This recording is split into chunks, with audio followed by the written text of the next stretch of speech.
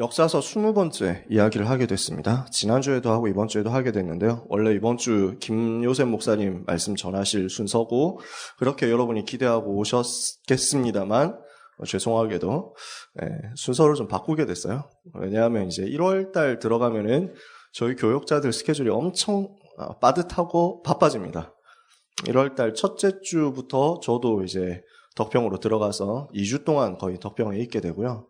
그 다음에 순차대로 또 이제 전도자, 목사님들이 해외 선교 캠프로 나가게 되고 이렇게 해가지고 순서가 좀 꼬여서 그때를 두고 미리 좀 바꿨어요. 1월 첫째 주에 그래서 김 목사님 설교하시게 되고요. 오늘은 제가 좀 여러분에게 폐를 끼치게 됐습니다. 하나님의 음성을 들어야 되겠는데 지난주에 히스기야 이야기를 했고 이번 주에 히스기야 마지막 부분에 대해서 이야기를 같이 하게 됐거든요. 역사서 20번째인데 이제 거의 끝나갑니다. 오늘 제목이 깁니다. 교만에 대한 실패가 오늘 성경에 나옵니다. 그러나 하나님의 계획은 막을 수 없죠.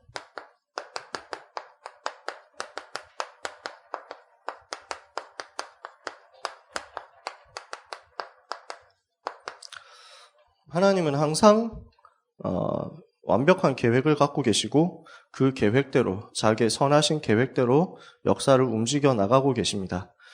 그래서 심지어 겉으로 볼 때는 재앙인 것처럼 보이는 그 사건 속에도 하나님의 축복의 계획이 언약 성취를 위해서 숨어 있다는 것을 우리는 알 수 있습니다. 예레미야 29장에 그래서 예레미야 선지자를 통해서 하나님은 전달하시는데 너희를 향한 나의 생각은 재앙이 아니고 평안이다. 너희 장래에 소망을 주려 하는 것이다. 하나님은 오늘도 우리에게 소망을 주시는데요. 이 소망을 우리는 현장 속에서, 현실 속에서, 문제 속에서, 응답 속에서, 축복 속에서 계속 찾아내고 누려야 되겠습니다. 서론에서 먼저 볼 부분은요. 응답을 받은 이후가 중요하다라는 부분입니다. 응답 이후에 어떻게 할 것이냐거든요. 응답을 받은 이후가 중요한데 응답 이후에도 흔들리지 않는 사람이 있습니다. 이 사람은 어떤 사람이냐? 목표가 응답이 아니라 전도인 사람이에요. 이 사람은 흔들리지 않아요. 그러니까 나는 축복받아야 되겠다 이렇게 생각하는 사람은 축복받고 나면 변화할 수 있습니다. 나는 인생의 목표가 오직 전도다. 이 사람은요, 축복이 와도 상관없고 문제가 와도 상관없잖아요. 전도니까. 축복이 왔을 때 하나님이 축복 주셨으니까 이거 가지고 전도에 사용해야 되겠구나 라고 바로바로 생각이 오고 바로바로 결론이 나는 사람은 응답이 온다고 해서 그것 때문에 흔들리거나 교만해지거나 할 수가 없습니다. 오직 전도인 사람은요. 그래서 우리는 계속 이야기하는 게 전도자가 인생 목표 돼야 된다 이 이야기를 하는 겁니다. 여러분은 한 분도 빠짐없이 전도자 되시기 바라고 이미 여러분이 전도자로 부름받은 사실을 인정하시기 바랍니다. 여러분은 전도자요. 하나님이 원하시는, 하나님이 찾으시는 사명자요. 그리스도의 제자요. 이것에 대한 정체성이 분명해야 되죠. 오직 전도인 사람은 응답 이후에 흔들리지 않는데 그러나 오직 전도가 아닌 사람 있죠. 응답을 바라본 사람, 응답을 목표로 한 사람, 축복이 목표가 된 사람은 흔들려 버려요. 응답이 온 게 이런 사람들한테는 오히려 문제가 됩니다. 왜냐? 응답받은 후에 착각하거든요. 응답 이후에 착각하는 사람, 왜 착각합니까? 응답이 목표였기 때문에, 축복이 목표였기 때문에, 증거가 목표였기 때문에. 그래서 착각하는데 어떻게 착각합니까? 내가 한 줄로 착각하는 거예요. 자기가 잘나서 이거 성취된 줄 알아요. 자기도 모르게, 일부러 그렇게 생각하는 게 아니에요. 자기도 모르게 그 생각이 딱 들어와 있다니까요. 그래서 자기를 살살 지배하게 됩니다. 그래서 응답 이후에 실패하는 사람은 이유가 뭐냐? 나 중심이라서 그래요. 나 중심이기 때문에. 응답이 목표라는 말은 내가 잘 되는 게 목표라는 얘기잖아요. 그죠? 내가 잘 되는 게 목표, 즉 나 중심인데 이렇게 되면 응답이 왔어도 그게 나 중심으로 이루어졌다고 나 스스로 생각하고 내가 뭔가 업적을 이룬 것으로 착각합니다. 이것을 보고 교만이라고 합니다. 내가 한 것처럼 착각하는 거예요. 그러면 어떻게 됩니까? 이 사람은 반드시 실패할 수밖에 없습니다. 교만의 결과는 틀림없이 실패입니다. 왜 그렇습니까? 하나님은 교만한 자를 싫어하시거든요. 하나님은 나는 여호와니 이는 내 이름이라. 나는 나의 찬송을 우상에게 내 영광을 다른 자에게 주지 아니하리라 이랬거든요. 이사야 42장에 하나님은 영광을 빼앗기지 않습니다. 다른 자에게 영광을 빼앗기지 않으시는 하나님이십니다. 그래서 하나님은 교만한 자를 대적하시는데 예레미야 50장 31절 또 베드로전서 5장 5절에 같은 말씀 나오거든요. 하나님은 교만한 자를 대적하신다. 교만한 자는 하나님을 대적하는 거예요.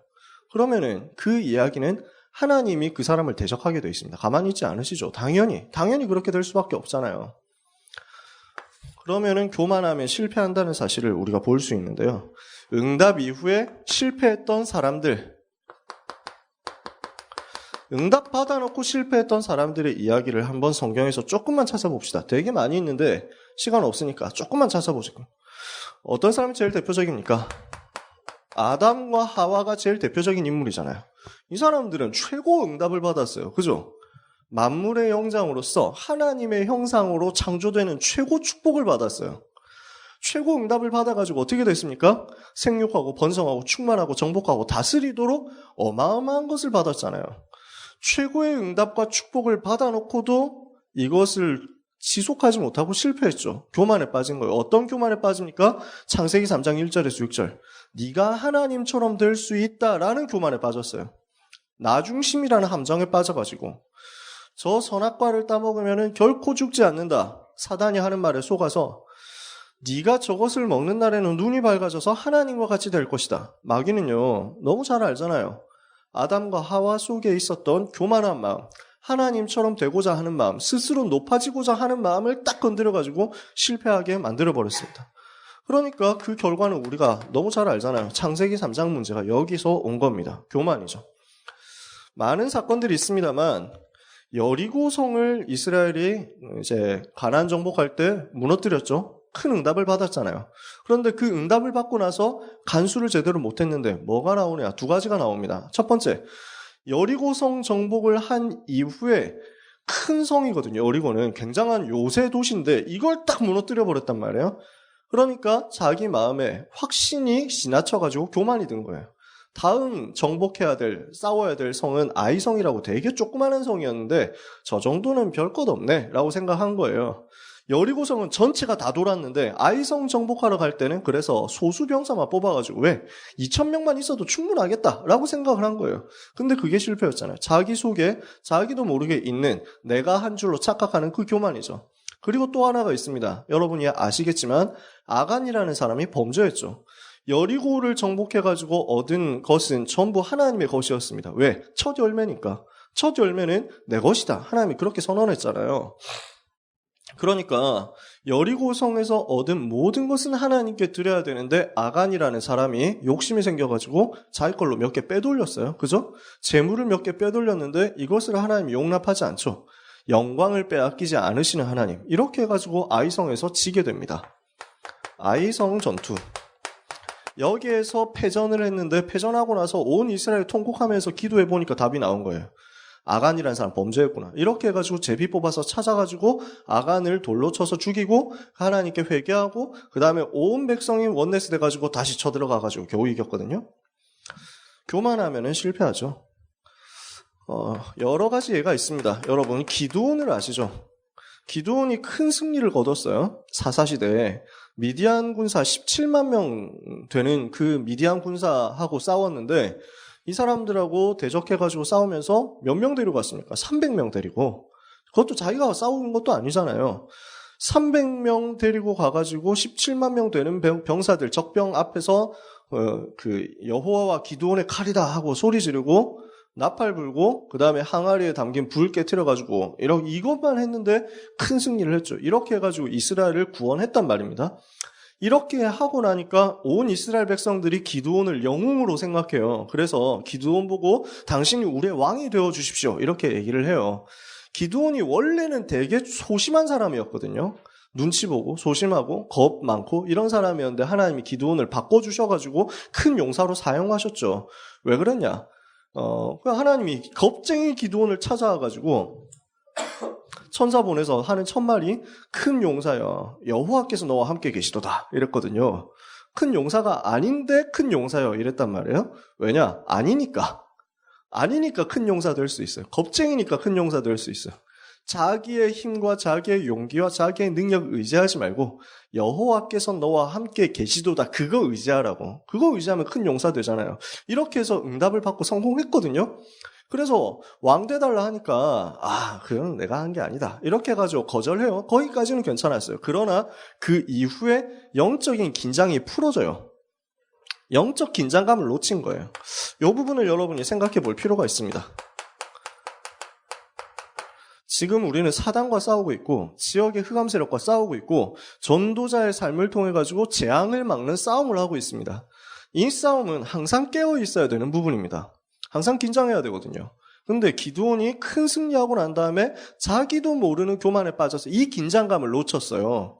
이렇게 되고 나니까 어떻게 하냐면은 전리품 중에 나는 왕 안 해도 괜찮다. 이러니까 겸손하기까지 하다 이러면서 막 칭찬해 주잖아요. 이러면서 뭐라도 조금이라도 챙겨 주십시오. 우리 마음의 성의를 좀 받아 주십시오. 이렇게 하니까 그래? 그럴까? 이렇게 하면서 전리품을 받아 챙깁니다. 그 전리품 중에 받을 수도 있죠. 당연히 할 만한 건 아니니까. 근데 그 전리품을 받아가지고 자기 뭔가 기념품을 만들었어요. 우리가 이렇게 싸워서 잘 싸워서 이겼다. 이렇게 해가지고 기념품. 이런 에봇 같은 걸 만들었는데 이게 특별하게 뭔가 의도를 가지고 했다기보다는 그냥 싸워서 이긴 거 좀 간직하고 싶어서 만든 기념품이었음에도 불구하고 나중에 이스라엘 백성들한테 올무가 됐다고 성경은 쓰고 있습니다. 왜? 우상으로 생각하는 거예요.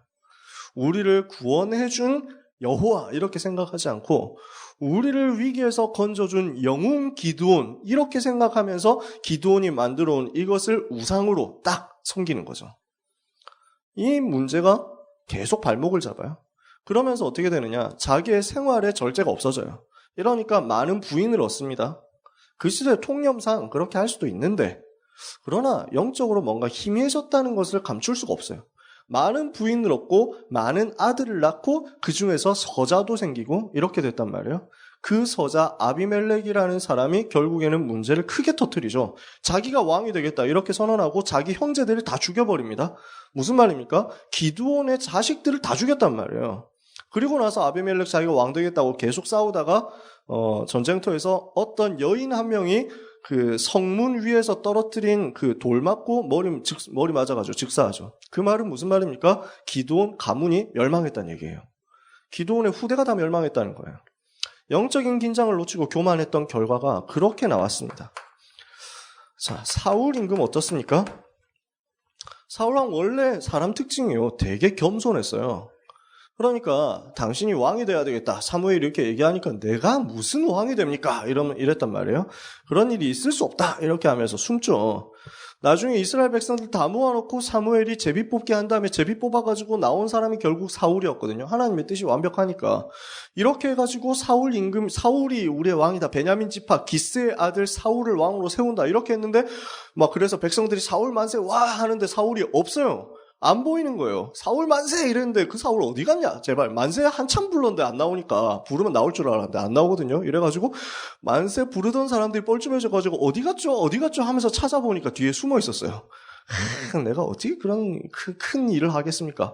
왕 된 다음에도 되게 겸손했어요. 왕으로 선출을 받아가지고 마지못해 왕이 됐지만 저는 본질적으로 왕 될 만한 수준이 있는 사람이 아닙니다 하면서 자기 집에 돌아가가지고 농사 짓고 있었다니까요.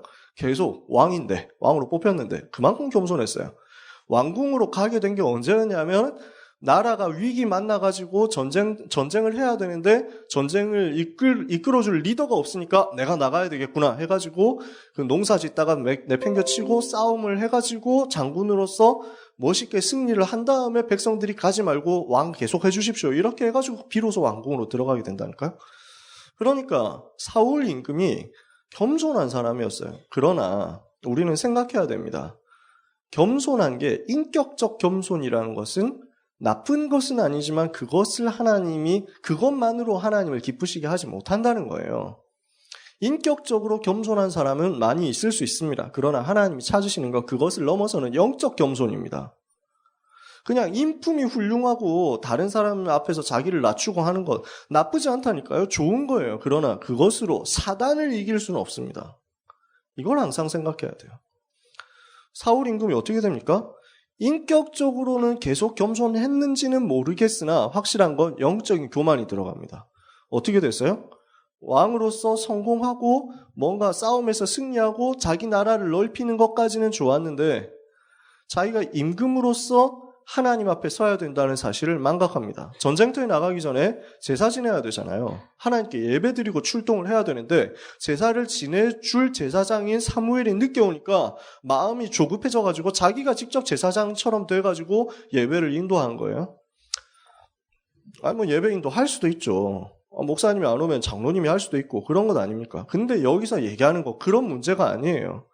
피제사를 왜 드려야 되느냐 그 의미를 놓친 거예요. 그냥 형식으로 생각한 거예요.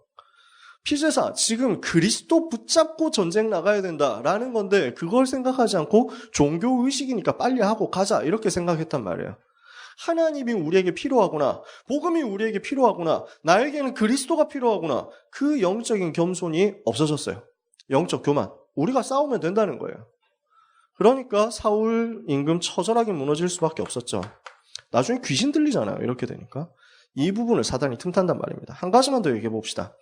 우리가 역사서 이야기하면서 봤었던 교만에 빠진 사람들, 그 중에서 응답 이후에 교만에 빠진 사람 되게 많았어요. 그 중에 한 명이 우시야 왕이죠. 나름대로 정치를 잘하고 하나님 앞에 섰기 때문에 응답을 받는 것처럼 보였는데 다 해놓고 나서 많은 축복을 받고 나서 말년에 교만해져가지고 이 사람도 자기가 직접 성전 들어가서 제사 지내려고 제사장만 만질 수 있는, 제사장만 건드릴 수 있는 이 하나님 앞에 드려야 되는 거룩한 불을 자기가 하려고 하다가 실패했죠. 거룩한 하나님 앞에 자기가 제사 지내려고 성전에 무턱대고 들어갔다가 하나님이 치셨잖아요. 제사장이 말렸는데도 자기가 하겠다고 해가지고 그렇게 했다가 완전 무너지고 문둥병 걸렸죠. 하나님 앞에서 우리는 영적인 겸손, 나에게는 복음이 없으면 안 됩니다 하는 그 영적인 겸손 항상 지속해야 되겠습니다. 그래서 우리 찬송 불렀잖아요. 주 없이 살 수 없네 이거예요. 나는 하나님 없이는 살 수 없습니다. 나는 그리스도 없이는 살 수 없습니다. 나는 복음 없이는 단 한순간도 살 수 없습니다. 나에게는 오직 그리스도만이 필요합니다. 날마다 고백하는 여러분 되시기를 예수님의 이름으로 축원합니다. 두 번째, 히스기야 임금이 이걸 실패한 거예요. 응답 이후에 실패하는 모습을 보게 되는데 지난주에 우리 봤었잖아요. 18만 5천 아수르 군대가 쳐들어왔는데 기도해가지고 하룻밤에 꺾어버렸어요. 하룻밤에 주의 천사 동원돼가지고 그 18만 5천 아수르 군대 다 무너졌죠. 이렇게 하면서 이스라엘, 유다 나라 입장에서는 최강의 적국인데 한꺼번에 다 무너졌다니까요. 아수르가 다시 유다 나라 공격해서 들어오지 못하도록 굉장히 힘이 약해졌어요.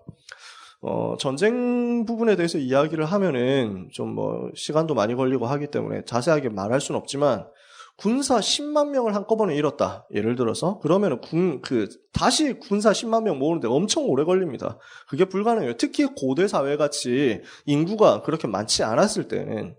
그러니까 병사 18만 5천을 동원했다는 거는 아수르 나라가 강대국이지만 그러나 나라의 한 절반 가까이를 들어가지고 나라를 완전 나라의 국력을 다 쏟아가지고 원정 나온 거였거든요. 근데 거기서 그냥 3분의 1 없어졌다 이런 것도 아니고 거의 30%가 전쟁에서 병력의 30%가 손실되면은 싸움 완전 진 걸로 나와요. 전쟁할 때 실제로 사관학교 이런 데서 가르치기로는. 근데 지금 18만 5천이 싸그리 없어졌단 말이에요. 이러니까 국력이 크게 감소되죠. 이렇게 되니까 유다 나라 압박하는 세력이 없어졌어요. 아수르가 아랍 나라까지 다 멸망시켜버렸다니까요. 다른 주변의 나라들 다 멸망시켰어요. 그리고 나서 아수르까지 망했어요. 이러니까 유다 나라 눈치 줄 강대국이 상당히 없어졌어요. 유다가 엄청 세졌어요. 그러면서 엄청 부강해졌어요. 그런 응답도 받았죠. 그 응답 속에서 히스기야가 갑자기 죽병에 걸립니다. 병에 걸렸어요. 20장에 보니까 20장 1절에 그때 히스기야가 병들어 죽게 되었다 그랬죠. 아모스의 아들 선지자 이사야가 와서 말씀합니다. 여호와의 말씀이 너는 집을 정리해라. 네가 죽고 살지 못하리라 하셨습니다. 말씀이 딱 떨어졌어요. 너는 이제 죽을 거니까 정리하세요 라고 했단 말이에요. 근데 여기에 아멘 정리하겠습니다. 이랬으면 나중에 봤을 때 참 더 좋았을 텐데 히스기야가 안 됩니다 이러면서 이제 삶에 대한 집착을 보입니다. 그래서 뭐라고 하냐면요. 20장 2절에 히스기야가 낯을 벽으로 향하고 여호와께 기도하여 이르되 기도한단 말이에요. 집중 기도합니다. 왜? 안 죽으려고 집중 기도해요. 3절에 여호와여 구하오니 내가 진실과 전심으로 주 앞에 행하며 주께서 보시기에 선하게 행한 것을 기억하옵소서 하고 기도하면서 심히 통곡하였더라. 울면서 기도했다니까 살려달라고. 할 수 있죠. 사람이 목숨이 그런데 뭐 저도 이렇게 지금은 히스기야 보고 놀리고 있지만 그때 그냥 죽지 곱게 뭐 이러면서 막 놀리고 있지만 저도 그 상황 됐으면 막 울면서 기도할지도 몰라요. 사람이 목숨 왔다 갔다 하는 건 무서운 일이잖아요. 아무튼 이렇게 해가지고 중병에 걸려 죽게 됐는데 간절히 기도했잖아요. 진짜 간절히 기도해서 응답받았단 말이에요. 어떻게 응답받습니까? 목숨이 연장됐어요. 20장 4절에 이사야가 성읍 가운데까지도 이르기 전에 여호와의 말씀이 그에게 임하여 이르시되 20장 5절에 너는 돌아가서 내 백성의 주권자 히스기야에게 이르기를 왕의 조상 다윗의 하나님 여호와의 말씀이 내가 너의 기도를 들었고 너의 눈물을 보았노라. 내가 너를 낫게 하리니 네가 3일 만에 여호와의 성전에 올라갈 것이고 6절에 내가 너의 날에 15년을 더할 것이다. 내가 너와 이 성을 아수르 왕의 손에서 구원하고 내가 나를 위하고 또 내 종 다윗을 위함으로 이 성을 보호하리라 하셨더라. 이렇게 합니다. 목숨이 15년이 연장되죠. 그냥 연장된다는 것을 믿을 수 없으니까 증거를 보여달라 이렇게 합니다. 증거를 주시겠다 이렇게 하는 거예요. 병을 고치는데 20장 7절에 이사야가 이르되 무화과 반죽을 가져오라 하면 무리가 가져다가 히스기야 왕의 상처에 놓으니 나으니라. 나았어요. 병이 나았는데 15년 앞으로 더 살 것이다. 이거를 히스기야가 잘 못 믿을 것 같으니까 증거를 보여줍니다. 히스기야가 이사야에게 이르되 8절에 여호와께서 나를 낫게 하시고 3일 만에 여호와의 성전에 올라가게 하실 무슨 징표가 있나이까? 증거를 요구합니다. 당당하죠. 9절에 이사야가 이르되 여호와께서 하신 말씀을 응하게 하실 일에 대하여 여호와께로부터 왕에게 한 징표가 임할 것입니다. 해 그림자가 10도를 나아가도록 하시겠습니까? 10도를 물러가도록 하시겠습니까? 이렇게 얘기합니다. 지금 우리는 이게 무슨 말인지 잘 모르는데 쉽게 말해서 해시계예요. 해시계. 그 당시에 시계가 해시계잖아요. 우리처럼 전자시계 이런 거 없잖아요. 그러니까 해시계 딱 세워놓고 그림자 왔다 갔다 하는 걸 가지고 시간 왔다 갔다 하는 걸 알게 만들었죠. 10도가 앞으로 간다라는 말은 해가 빨리 진다는 거고 10도가 뒤로 물러간다라는 것은 해가 지다가 뒤로 돌아간다는 거예요. 네, 둘 중에 뭐 하실래요? 이렇게 물어봤거든요. 그러니까 히스기야가 당당하게 얘기합니다. 10도를 나아가는 것보다 10도 물러가는 게 훨씬 어렵겠죠? 어려운 거 저한테 보여주세요. 이럽니다. 그래서 히스기야 알겠습니다. 오케이, 접수 완료. 이렇게 해가지고 하나님이 태양이 10도 물러가도록 뒤로 물러가도록 만들었어요. 그림자 뒤로 물러가도록. 어떤 사람들은 그래서 지금까지 지구의 날짜 중에 하루가 딱 비는데 왜 비느냐? 그때 여호수아가 태양과 달 멈춰라 이래가지고 그때 태양 좀 멈추고 그 다음에 히스기야 때 태양 뒤로 가라 이래가지고 뒤로 간 거 합해가지고 하루가 딱 비더라. 그거 하루 합하니까 맞더라. 뭐 이런 얘기를 하는데 과학적으로 확인된 사실은 아니고요. 누가 말했는지도 사실은 좀 불분명하고요. 정확한 사실인지는 모릅니다만 천국 가면 아마 확인되겠죠. 아무튼 기적이 일어났어요. 기도 응답 속에서 목숨이 연장되는 기적도 일어났는데 중요한 거는요.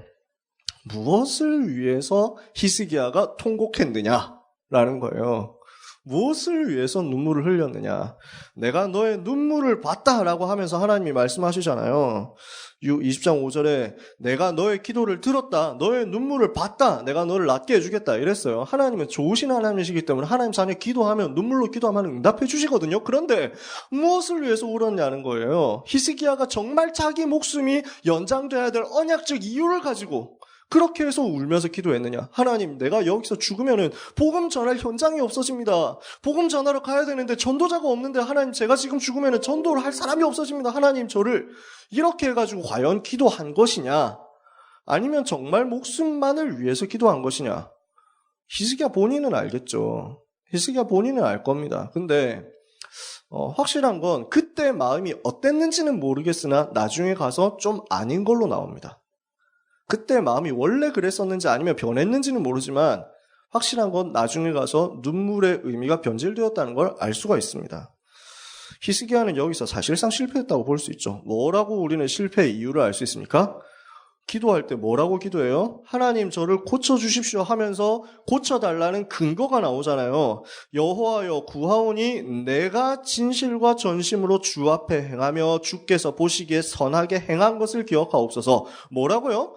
내가 행한 것을 기억해 주십시오 이럽니다. 내가 하나님 열심히 섬겼는데 나한테 이러실 수가 있습니까? 이러는 거예요. 자기가 했습니까? 하나님 은혜잖아요. 지가 했습니까? 복음 때문에 하나님이 주신 은혜였잖아요. 근데 자기가 한 것처럼 자기도 모르게 원래 막 교만하려고 해서 교만한 건 아니었을 거예요. 말하다 보니까 억울해서 내가 여기서 죽으면 어떡합니까? 하면서 막 그래서 기도했을 수도 있어요.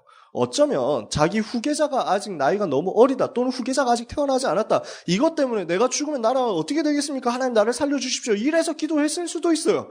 그랬거나 어쨌거나 간에 지금 여기서 기도하는 근거가 내가 하나님 앞에서 여러분 우리는 하나님 앞에서 내세울 거 없습니다. 나의 나 된 것은 오직 하나님의 은혜로 된 것이니 내게 주신 그의 은혜가 헛되지 아니하여 내가 모든 다른 사도들보다 더 많이 수고하였으나 내가 아니요 오직 나와 함께 하신 하나님의 은혜로라. 이게 우리 평생 고백돼야 됩니다. 그죠? 내가 한 거 없어요. 그죠? 전부 하나님 은혜예요. 가면 갈수록 그래요. 가면 갈수록. 그러니까 희한하게 그렇게 되더라고요. 저도 그렇게 되는 게 사람들 앞에서 자랑하는 게 내가 얼마나 부족한 사람이냐, 내가 얼마나 못난 사람이냐, 내가 얼마나 멍청한 사람이냐, 이거를 끊임없이 얘기를 해야 돼. 왜냐? 하도 사람들이 착각해가지고.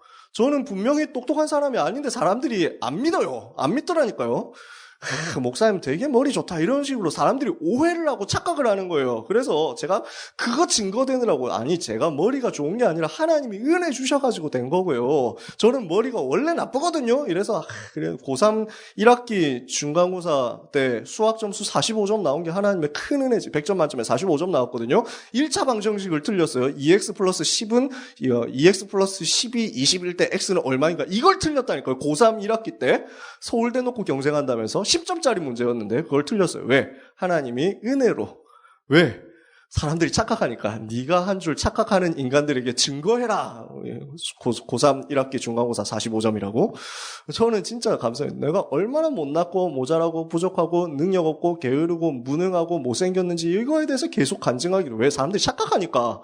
내가 한 게 하나도 없거든.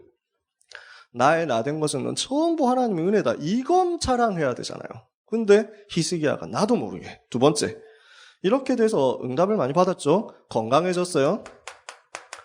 그 다음에 부유해졌어요.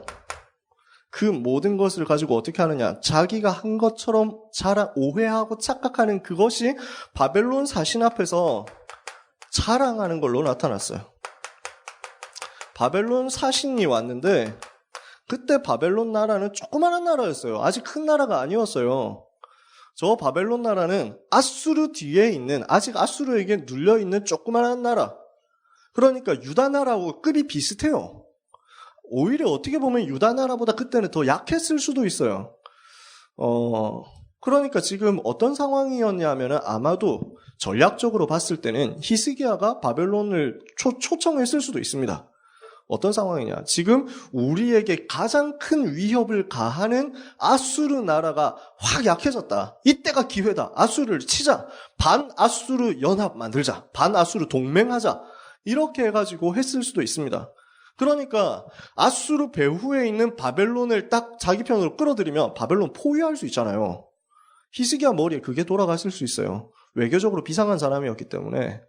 그러니까 남쪽에서는 유다가, 북쪽에서는 바벨론이 아수르를 남북에서 동시에 누르면은 이 우리의 최대 적국 무너뜨릴 수 있지 않겠냐, 이런 생각으로 바벨론을 끌어들이면서 바벨론 사신을 초청했을 때 대접을 열심히 하면서 국력을 자랑하는 거예요.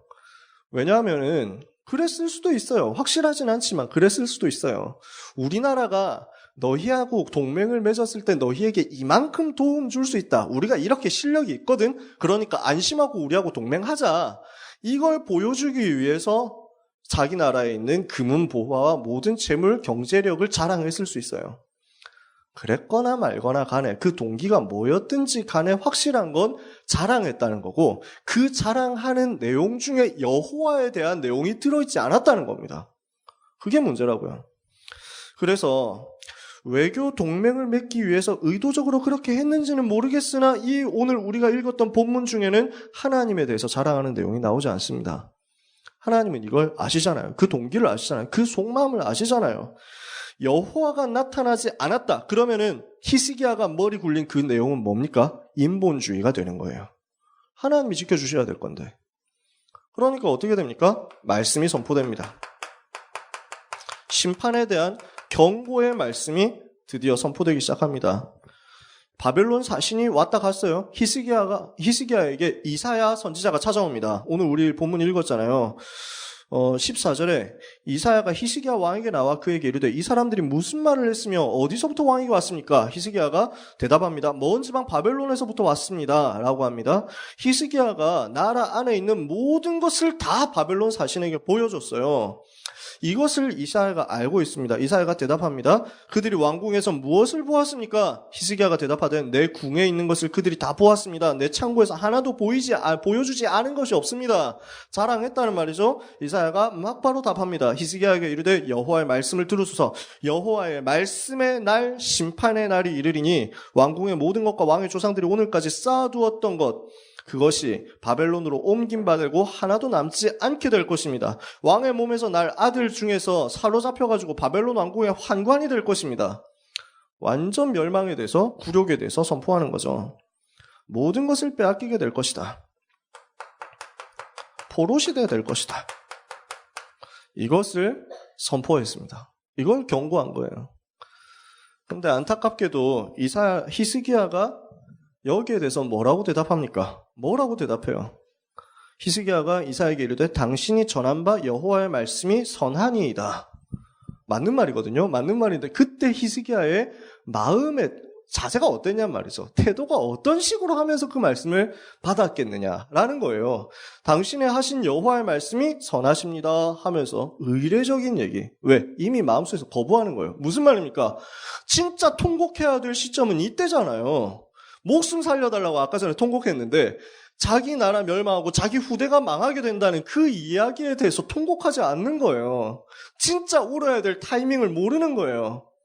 나중심이 완전 돼가지고 실패하는 거죠. 우리가 이렇게 속으면 안 되겠죠. 여러분 하나님 앞에 서기를 원합니다. 하나님 앞에 서는 여러분 되시기 바랍니다. 그래서 하나님의 계획 앞에 겸손하게, 하나님의 시간표 앞에서 겸손하게. 세 번째, 결국 어떻게 되느냐 말이죠. 히스기야가 죽었어요. 그 아들 므낫세가 왕이 됩니다. 몇 살에 왕이 되느냐? 12세에 왕이 됩니다. 무슨 말인지 이해가 되세요? 이 부분이? 히스기야가 병 걸렸다가 회복돼가지고 수명 몇 년 연장받아요? 15년 연장받았어요. 그 수명 연장 받은 바람에 태어난 아들이 므낫세예요. 12살. 그러니까 수명 연장된 후에 3년 만에 얻은 아들이 므낫세란 말이죠. 그 아들이 12살에 즉위했어요. 그리고 이 므낫세가 55년 동안 나라를 다스려요. 열왕기하 21장입니다. 55년 동안 나라를 다스리면서 어떻게 하느냐. 여호와 보시기에 악을 행하고 이방 사람들이 저질렀던 그 죄악을 줄곧 따라갑니다. 아주 처참하게 죄악을 저지르고 따라가요. 열왕기하 21장 2절부터 한참 나오는 내용이 있는데 어떻게 하느냐. 산당을 다시 세웠습니다. 바알 제단을 쌓았습니다. 아세라 목상을 만들었습니다. 1월 성신을 경배했습니다. 이 하늘의 태양, 달, 별 이런 것들을 보고 신이라고 하면서 경배했단 말이에요. 심지어 어느 정도까지 했냐면 성전에 우상을 숭배하는 제단을 쌓았습니다. 성전에 우상제단 쌓았어요. 성전 안에 엄청난 죄를 저지른 거죠. 자기 아들을 불 가운데 지나가게 했습니다. 점치는 방식이었어요. 그 당시에 우상 숭배하는 사람들이 아들을 불구덩이에 집어던져가지고 아들을 불 가운데로 지나가게 해가지고 그렇게 제사 지냈거든요. 인신 공양을 한 거죠. 하나님이 가장 싫어하시는 일이에요. 그걸 저질렀어요. 누가? 히스기야 아들이. 히스기야 자기 친아들이 이렇게 했단 말이에요. 12살 왕이 될 때까지 히스기야가 므낫세에게 무엇을 전달했겠느냐? 모릅니다. 그러나 그 므낫세가 왕이 된 이후에 저지른 55년 동안의 죄악이 이렇습니다. 완전 우상숭배, 완전 우상제단 만들고 그러면서 어떻게 하느냐? 점술 의지합니다. 박수, 무당 의지합니다. 점술, 무속 완전 꽉 찼어요. 귀신 들린 자, 접신하는 자 모셔다가 말씀 들었어요. 이렇게 하면서 무죄한 자의 피를 흘렸다. 무슨 말입니까?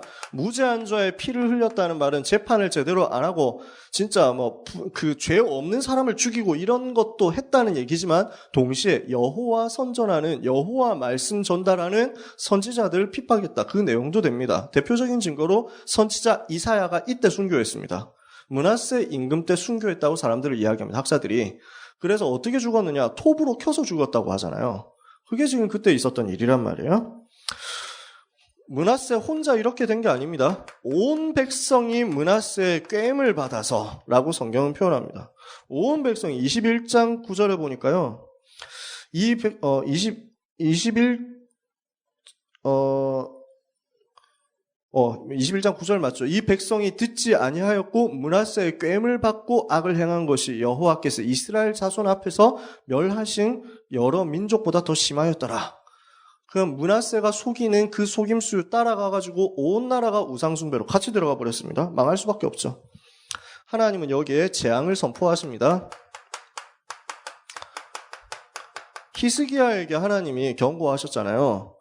너의 이 나라는 결국 이 나라가 네가 자랑했던 그 보물들이 다 바벨론 땅으로 빼앗겨 가게 될 것이고 너의 후손은 포로로 끌려가게 된다. 이렇게 했어요. 히스기야가 그래 알겠습니다. 네 알겠습니다. 적어도 내가 사는 날 동안은 문제 없으니까 저는 괜찮네요. 라고 얘기했단 말이에요. 내가 사는 동안에는 평안하니까 그것이 선하고 좋습니다. 그걸로 충분하죠. 라고 했어요. 그 아들 때 바로 재앙이 선포돼가지고 실제로 재앙이 임합니다. 므낫세 임금 때 히스기야 왕 때 벌어놨었던 그 재물, 그 영토 싹 다 빼앗기는 역사 일어나고요. 그 다음에 바벨론 나라에서 쳐들어와가지고 아수르 땅으로 그 므낫세 납치해서 끌고 가기까지 합니다. 전쟁에서 다 빼앗기고. 바로 그렇게 된 거예요. 므낫세 임금이 큰 고난을 그렇게 당하고 나서야 비로소 하나님께 기도합니다. 그렇게 실컷 고생하고 나서 비로소 하나님께 기도하고 응답을 받아서 회복했습니다. 회개했는데 너무 늦었죠. 자기 어려움 당하니까 그제서야 회개했습니다. 그러나 이미 멸망의 흐름이 시작된 이후였습니다. 그러니까 므낫세 임금 이후에는 멸망이 확정됐어요. 빼도 박도 못하게 그냥 나라는 망하도록 돼버렸고요. 요시야 임금 같은 진짜 괜찮은 임금이 나와가지고 복음을 회복시켰는데도 불구하고 하나님은 멸망의 뜻을 바꾸지 않습니다. 요시야 일어나가지고 복음을 회복했는데 하나님의 대답은 네가 수고했으니까 너의 때에는 네 눈으로는 멸망을 보지 않도록 해주겠다라는 거였어요. 나중에 요시야에 대해서 이야기하겠죠. 자, 우리는 어떻게 봐야 되겠습니까? 우리는 응답을 따라가는 사람입니다. 여러분, 우리는 전도자로서 응답 따라가는 사람이에요. 근데 이 말은 조심해야 됩니다. 응답을 따라간다는 말은 응답의 흐름을 따라간다는 겁니다. 하나님이 주시는 응답을 받아보면은 그 응답이 고비고비마다 우리가 가야 될 이정표가 되어 있다는 걸 발견하게 돼요. 그러니까 우리가 성전 지어가지고 여기 왔잖아요. 그게 응답의 흐름이었어요. 응답의 흐름 따라온 거예요. 저는 아직도 기억나는데 최 목사님 그 송구영신 예배 메시지에서 2003년인가 그때 주셨어요. 눈을 들어 밭을 보라. 이게 그때 메시지였어요. 기억나시는 분 계실 거예요. 그러면서 그때 주셨던 말씀이 말씀 따라가라. 그러면서 응답 따라가라 이랬거든요. 그 말을 저는 그때 이해를 못했어요. 말씀을 따라간다는 말은 알겠는데 응답을 따라간다는 말은 무슨 말인지 모르겠더라고요. 20대 초반이었는데 지나보고 나니까 알겠더라고요. 지금 보니까 완전 알겠어요. 그때 우리가 엄청 핍박받았잖아요. 그런데 그 핍박받는 중에 최 목사님이 울면서 기도했는데 하나님 어떻게 이렇게 어려움, 왜 복음 전하는데 이렇게 어려움 당하게 됐습니까? 왜 하나님 우리가 복음 전하고 싶은데 이렇게 우리를 어렵게 하십니까? 울면서 기도했는데 하나님이 마음에 평안을 주셨다. 여러분 많이 들으셨죠? 그 얘기 많이 들으셨잖아요. 우리 성전 건축 비화 이러면서 얘기 들으셨잖아요. 그래가지고 이렇게 울면서 1시간 기도하고 나니까 새벽 기도하고 나니까 마음에 평안이 찾아오면서 나의 기쁨 나의 소망 되시며 나의 생명이 되신 주 찬송 부르고 나니까 회복돼가지고 그래 복음 전해야 되겠다. 나의 길을 가자 이러면서 내려왔는데 그 다음 날인가 부동산 업자 찾아와가지고 땅 사세요 했다는 거 아니에요. 근데 땅이 좋은 땅이 나왔으니까 여기 이 땅에서는 큰 교회 못합니다 이랬는데 그 업자가 뭘 알고 그런 말을 했는지는 모르지만 목사님이 메시지로 받은 거예요. 응답으로 받은 거예요. 이렇게 기도했을 때 하나님이 우리한테 나에게 이런 응답을 주시는구나. 응답을 따라간 거예요. 어떻게 응답을 따라갔습니까? 저기 있어가지고는 동네 교회를 못 벗어난다. 우리끼리 잘할 수는 있지만 세계복음화를 위해서 가지는 못한다. 세계복음화로 가야 된다. 하나님이 저 사람들을 보내셨구나. 응답을 인정한 거예요. 그래서 응답 따라가죠. 이래가지고 해봅시다. 이렇게 했더니 하나님이 돌고 돌아가지고 이 땅을 주시고 이 땅에서 어려움 당했지만 건축까지 하게 하시고 건축하는 과정에서 욕도 먹었지만 그러나 끝까지 하게 하시고 결국에는 하나님이 응답을 받게 하시고 건물 세웠더니 처음에 생각했던 거하고 다르게 움직여 갔는데 알고 보니 가다 보니까 복지가 들어오게 되고 이거 해가지고 복지 사역 하게 되니까 이거 가지고 지역으로 향하게 되고 세계복음화를 위해서 복지해야 되겠다라고 마음 먹었는데 우리가 먼저 마음 먹었더니 나중에 류 목사님 메시지가 선포돼가지고 복지전도 해야 된다 이렇게 나오고 응답을 따라가다 보니까 여기까지 왔어요. 실제로 뭘 해야 되겠다 대단한 비전을 세웠다기보다는 하나님이 해오셨다니까. 우리는 응답 따라갑니다. 그죠? 그런데 있죠. 응답을 따라간다는 말을 응답의 흐름을 따라간다는 말로 이해하면 되는데 사람들이 착각할 때가 있습니다. 응답을 탐내서 따라가는 거예요. 응답 준다 이래가지고 그쪽 따라간다. 이러면 그걸 완전 속는 거란 말입니다. 그죠? 우리가 응답을 따라간다라는 말은 언약 붙잡는다는 말이에요. 응답을 따라간다. 다른 말로 언약 붙잡고 언약의 흐름을 따라간다. 우리는 이 전도자의 삶을 사는 겁니다. 만약에 응답이 이 언약의 근본을 붙잡지 않으면 응답이 없어도 응답이 있어도 흔들리지 않는 수준을 지킬 수가 없어요. 이해가 되십니까? 정말 언약의 근본이 있다. 내게 세계복음화라는 분명한 목적이 있고 목표가 있다. 이 사람은요. 응답이 있어도 그리스도고 응답이 없어도 그리스도예요. 그죠? 우리 어린 찬양 아닙니까? 큰 응답 받아도 그리스도, 응답이 없어도 그리스도. 우리는 그리스도로 충분한 거예요. 그리스도로 만족하는 거예요. 그리스도가 모든 것이거든요. 그리스도만으로 만족해서 그리스도 따라가는 것인데 이게 안 되어 있다. 그러면은 응답 따라 흔들리는 인생. 증거 있다 이러면 이거 따라가는 거예요. 그러면 그 증거 누가 줍니까? 저 신비주의자들도 증거 줍니다. 귀신 들린 사람도 증거 바로 보여줍니다. 우리는 그런 수준 아니잖아요. 그죠? 불건전 신비주의 따라가는 그런 수준 아닙니다. 저 통일교도 기적 보여줍니다. 성경에 얘기했습니다. 많은 거짓 선지자들이 나와가지고 기적을 행할 것이다. 자기가 그리스도라고 할 것이다. 속지 마라. 그래서 절대 안 속아야 돼요. 이번 주 강단 말씀 아닙니까? 마태복음 24장에 시대 분별해야 되는 포인트 아닙니까? 많은 가짜들이 나와가지고 기적을 보여주면서 내가 그리스도다 이러면은 확실히 알면 돼요. 저 인간은 틀림없이 가짜구나 이렇게 보면 됩니다. 내가 그리스도 말하는 순간 가짜 확정. 그죠? 속을 이유가 없어요. 그리스도는 그렇게 오시지 않거든요. 몰래 와가지고 조용히 왔다가 사실 내가 그리스도였거든 이런 게 없습니다. 성경 분명히 얘기했습니다. 어떻게 오신다고요? 천사장의 나팔소리 호령과 함께 구름 타고 오신다. 하늘 군대 이끌고 딱 오신 만왕의 왕으로 만주의 주로 당당하게 오시지 어디 숨어서 나타났다가 이만희 속에 들어가가지고 그리스도로 오시고 뭐 이런 게 어디 있습니까? 말도 안 되는 소리지. 그래서 시대를 분별해야 되는 거예요. 응답 따라가니까 그런 인간들한테 속아요. 그죠? 여기 신천지 없지만은 앞으로 신천지 인간들이 동네에 있거든. 딱 빨리 회개시켜야 된다니까요. 이만희 따라가지 말라고. 헛소리 하지 말라고. 그래서 응답을 따라가는 게 아니라 복음 따라가도록. 교만하면 반드시 무너지게 되어 있기 때문에 우리는 겸손해야 되겠는데 인격적 겸손도 필요하고 중요하지만 영적 겸손 가져라. 그죠? 하나님 앞에 서라는 거예요. 세 번째. 교만의 결과로 이스라엘에게 재앙 왔습니다. 유다에 재앙 왔어요. 그러나 그 재앙 뒤에 있는 하나님의 계획은 중단되지 않습니다. 오늘 이 이야기를 사실은 하고 싶었던 거예요. 결론 맨 마지막 얘기지만 하나님의 사랑, 하나님의 자비, 하나님의 은혜는 끝이 없다. 이것을 막을 자는 없다. 불가항력적인 하나님의 사랑을 붙잡으라는 것입니다. 이 사랑이 어떻게 나타나느냐? 이사야 40장에 나타나요. 이사야서에 보면요. 35장까지 예언을 계속합니다. 뭐에 대한 예언을 하느냐? 심판에 대한 예언을 합니다. 이사야 35장까지. 이사야 1장에서 35장까지 심판 경고합니다. 중간중간 렘넌트 이야기하고 메시아 이야기합니다. 목적은 심판하겠다는 거예요. 그래서 그리스도께 돌아오라는 거예요. 그러면서 이사야 36장에서 39장까지 히스기야 이야기가 나옵니다. 스토리가 나오죠. 중간 삽입된 스토리입니다. 히스기야 스토리. 그래서 큰 뭔가 뮤지컬을 한다든지 아니면 오케스트라 연주회를 한다든지 할 때 인터미션 있잖아요. 중간에 막간으로 들어간단 말이에요. 쉬는 시간이에요. 이사야 66장까지 있는 메시지 중에서 35장까지 쭉 이야기를 하고 36장에서 39장까지 잠깐 쉬어갑니다. 현장 이야기를 해요. 그 현장 이야기는 우리가 지금까지 봤던 그 히스기야 이야기입니다. 아수르 군사 18만 5천 꺾어버린 이야기, 목숨 연장된 이야기, 그리고 히스기야가 실수한 이야기, 그리고 심판이 선포되는 이야기. 그래서 이사야 39장 끝에 보면은 오늘 우리가 읽었던 본문의 내용이 그대로 나옵니다. 하나님은 왕의 나라의 모든 재물이 빼앗기게 하실 것이고 왕의 후손들은 포로로 끌려가게 하실 것입니다. 여기까지 딱 이야기합니다. 그리고 나서 바로 나오는 이사야 40장의 내용을 보면요. 이렇게 이야기합니다. 너희는 내 백성을 위로해라 그럽니다. 40장 1절에요. 이사야 40장 1절에 너희의 하나님이 이르시되 너희는 위로해라. 내 백성을 위로해라.